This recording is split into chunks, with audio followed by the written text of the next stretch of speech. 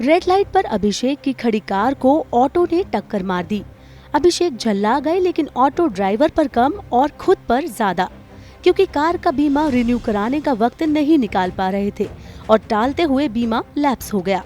अब रिपेयरिंग का पूरा खर्चा अभिषेक को अपनी जेब से ही देना होगा। इसलिए कार इंश्योरेंस हमेशा समय रहते रिन्यू कराना चाहिए। क्या आप जानते हैं कि बिना इंश्योरेंस के कार चलाते हुए अगर ट्रैफिक पुलिस पकड़ ले तो क्या होगा?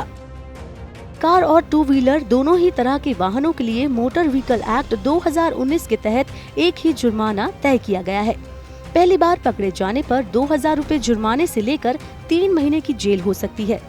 दूसरी बार पकड़े जाने पर जुर्माना डबल होगा, यानी 4000 रुपए और 3 महीने की जेल, या फिर दोनों का सामना आपको करना पड़ सकता है।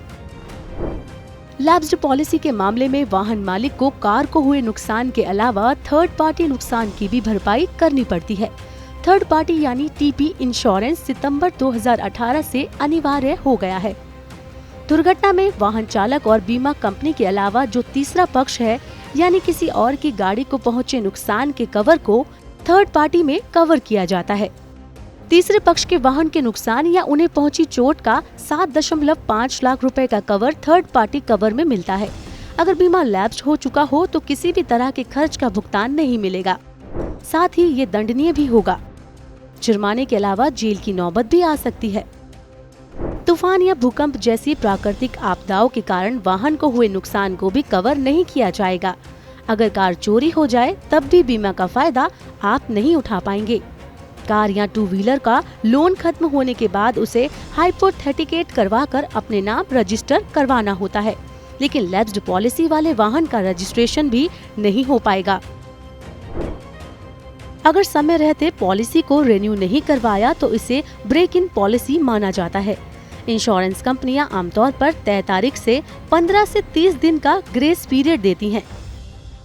लेकिन अगर 90 दिन से ज्यादा की देरी हो जाएगी तो इस ब्रेक के बाद नया बीमा लेने के अलावा कोई विकल्प नहीं बचता। नई पॉलिसी लेने का मतलब है कि वाहन का फिर से इंस्पेक्शन होगा, साथ ही नो क्लेम बोनस के डिस्काउंट से भी आपको हाथ धोना पड़ेगा।